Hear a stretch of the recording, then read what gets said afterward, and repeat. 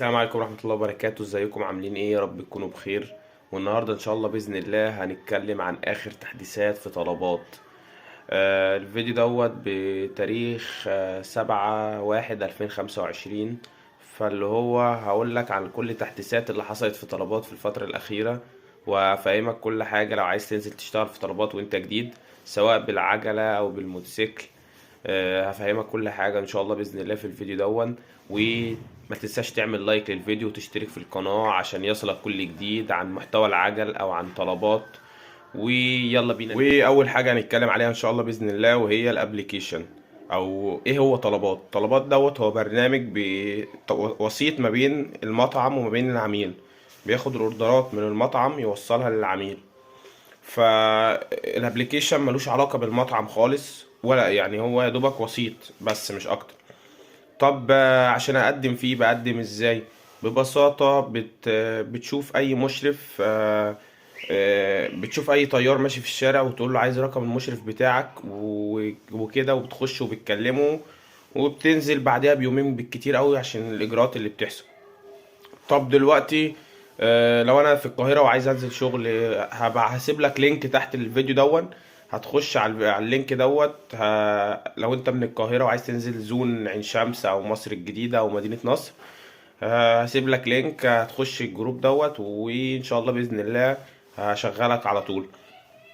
طب دلوقتي بالنسبه للتقديم، ايه اللي بيحصل في التقديم؟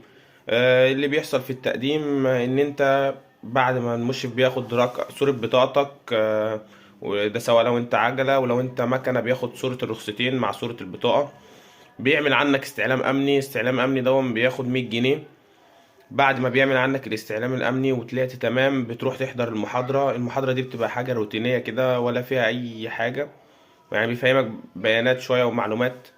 بعد ما بتحضر المحاضرة والدنيا تمام، بعدها بيومين بالكتير هو في المحاضرة بينزل لك ابلكيشن انت تشتغل عليه، ده غير ابلكيشن العملاء. فبعد ما بتعمل كل دون الابلكيشن بيتفعل، بعديها بيومين المشرف بيكلمك بيقولك تمام انت دلوقتي تقدر تشتغل. فانا دلوقتي اول يوم ليا في الشغل بعمل ايه؟ كالاتي. بخش بعد ما الابلكيشن بيفتح، بخش بختار شفتاتي. مثلا انا عايز اختار شفتات يوم السبت من كذا لكذا، ويوم الاحد من كذا كذا براحتي. اقل عدد شفتات للعجل 6 ساعات وللمكن 8 ساعات. طب انا دلوقتي تمام، عرفت كل دون واخترت شفتاتي. اخترت مثلا السبت من الساعة 4 للساعة 12 مثلا. بنزل الساعة 3:30 ابقى في الزون لحد 4. فالنص ساعة دي بتبقى متاحة ليا ان انا افتح الشيفت. بفتح الشيفت وببدأ. اول ما بفتح الشيفت، الابليكيشن تلقائي بيبعت رسالة محيطية، يعني اللي هو يبعت لي اوردرات.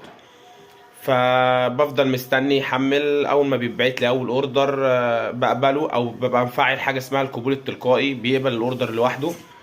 فاول ما بيجي لي اول اوردر بقبله، بيقول لي المطعم كذا كذا كذا عنوانه كذا، وبفتح الخريطة بيجيب لي الاتجاه للمطعم. بعد ما اوصل للمطعم بدوس لقد وصلت. دي كانت قديمة، كنت بتدوس لقد وصلت. دلوقتي الجديد ما بتدوسش حاجة.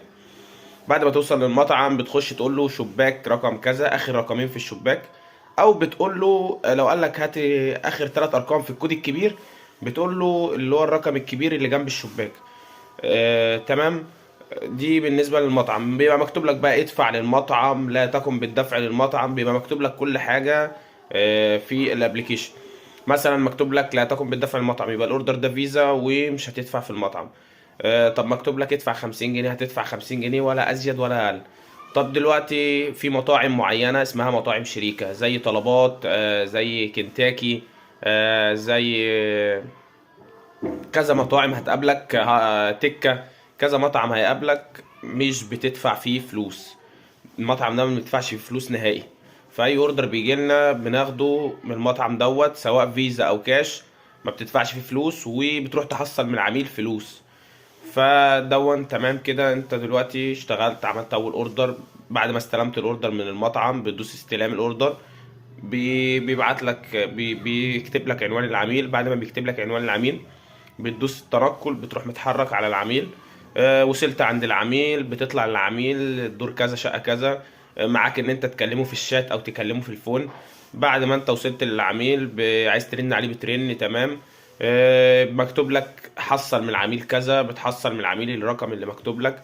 مكتوب لك مثلا 100 جنيه، بتحصل من العميل 100 جنيه. بعد ما تحصل من العميل 100 جنيه تروح نازل من العمارة الأول عشان الشبكة تبقى كويسة، وبعد كده تدوس تأكيد التوصيل ان انت وصلت الاوردر خلاص. بعد ما دوست تأكيد التوصيل ان انت وصلت الاوردر خلاص، السيستم بيبتدي يبعت لك اوردر تاني وهكذا. طب دلوقتي بالنسبة الشفتات احنا اتكلمنا عنها وكل ده اتكلمنا عنه. بالنسبة للجاكيت، الجاكيت ده بتستلمه في الشتاء بس وبتسلمه بعدها. الباوتش والتيشيرت اول ما بتنزل شغل بتستلم باوتش وتيشيرت. دول بيبقى عاملين 800 جنيه تقريبا دلوقتي، وبيتخصموا من قبضك كل اسبوع شوية، يعني مش بيتخصموا مرة واحدة، بيتخصموا كل اسبوع شوية. لو انت عرفت تجيب باوتش وتيشيرت من بره بقى سعر ارخص، بيبقى متاح عادي. تمام. كل ده تمام. بعديها بقى اول ما انت بتنزل الشغل بيبقى فيه بونص ترحيبي. البونص الترحيبي دون ان انت لو عملت عدد اوردرات معين مثلا بتاخد فلوس، ديت بتبقى للناس الجداد بس، القديم خلاص كده. تمام. انت دلوقتي عملت البونص الترحيبي، بتاخد البونص الترحيبي بتاعك. والقبض بيبقى نوعين: في قبض من المشرف وفي قبض من الشركة. القبض اللي من المشرف ده بيبقى آخر الشهر، ودون بيبقى آخر كام يوم في الشهر، يعني آخر بيبقى أسبوع مثلا، آخر أسبوع في الشهر ده بتقبضه من المشرف يوم 5 في الشهر اللي بعده، بيبقى مانوال يعني بتقبضه بإيدك كده. طب القبض اللي من الشركة، الشركة ليها محفظة.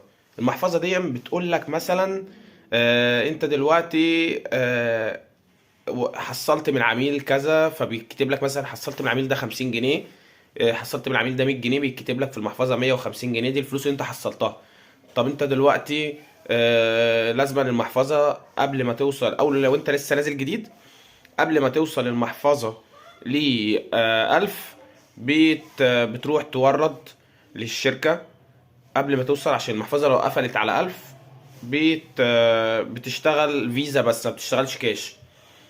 ولو انت طلعت الباتش واحد او باتش اتنين او باتش تلاتة بتشتغل لحد 1500 كمان، لكن الباتشات اللي تحت هي هي اللي المحفظة اخرك 1000. لو انت لسه نازل جديد بيبقى المحفظة اخرها 1000. بتروح تورد ازاي؟ بتشوف فوري بلس او فينوس، بتخش تقول له عايز اورد طلبات، يقول لك كود الطيار، تروح داخل على الملف الشخصي بتاعك، تروح جايب الاي دي بتاعك اللي هو مكتوب مثلا مكون من 7 ارقام ولا 8 ارقام، تروح قايله له وتقول له اللي انت عايز تورده، بياخد منك الفلوس ويورده لك. تمام. طب انا دلوقتي قبض الاسبوع بتاعي بينزل ازاي؟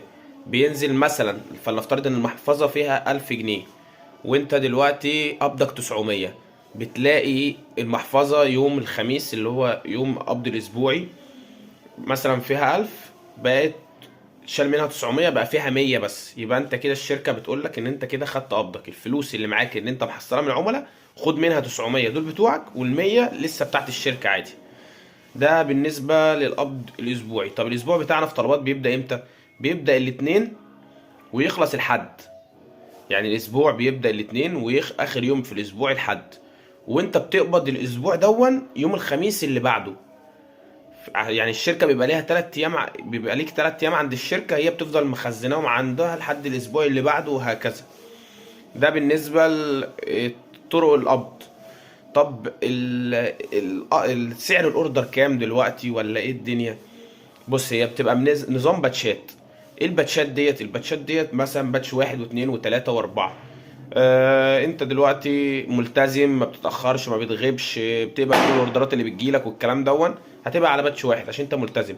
طب انت نص نص هتبقى على باتش اتنين مثلا او تلاتة.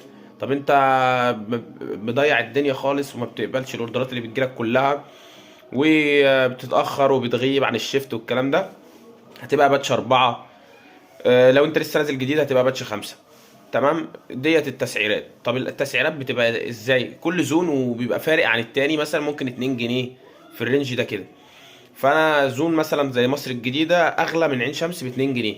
طب زون مصر الجديدة التسعيرة بتاعته بكام؟ التسعيرة بتاعته باتش واحد 31. كل ما انت نازل بقى هتقلل 2 جنيه، يعني باتش اتنين 29، باتش تلاتة 27 وهكذا. طب دلوقتي هل هو ده القبض بس؟ لا، لو انت مثلا اوردر خدته بالنسبه لعجله او مكنه، اوردر خدته مسافته ازيد من 2 كيلو، بتتحاسب على كل كيلو ب 2 جنيه. لو انت كل مسافه، يعني مثلا انا دلوقتي اوردر خدته 6 كيلو، في كام كيلو زياده عن ال 2 كيلو؟ في 4 كيلو، يبقى يزيد لك 8 جنيه على سعر الاوردر. ده بالنسبه للاوردرات والسعر بتاع الاوردر وسعر الباتشات. طب دلوقتي ان شاء الله باذن الله هنتكلم عن اخر حاجه، وهي التيشيرت والباوتش لازم يبقوا معايا. هو لازم يبقى معاك عشان في حاجه اسمها باترول. الباترول دون او الكابتن رايدر بيبقى واقف عند طلبات مارت او عند مطاعم، فلو شافك وانت مش لابس التيشيرت، اللي هي اسمها مخالف، مش لابس التيشيرت او مش معاك الباوتش، بينزل عليك خصم مثلا 50 جنيه، خصم 100 جنيه، هكذا. فانت الاحسن تبقى لابس التيشيرت او لابس الجاكيت، عشان لو قابلك ما يدكش خصم. فدي يعتبر كانت كل حاجة عن الشغل في طلبات. ولو عايز تسأل عن أي حاجة اسألني في التعليقات وهرد عليك إن شاء الله بإذن الله. وما تنساش تدعمنا بلايك وتشترك في القناة عشان يصلك كل جديد عن طلبات وعن مجال العجل عموما. برضو لو عايز تنزل طلبات زون مدينة نصر أو مصر الجديدة أو عين شمس، هتخش على الجروب اللي أنا حاطط اللينك بتاعه تحت دون، وإن شاء الله بإذن الله هشغلك على طول. والسلام عليكم ورحمة الله وبركاته.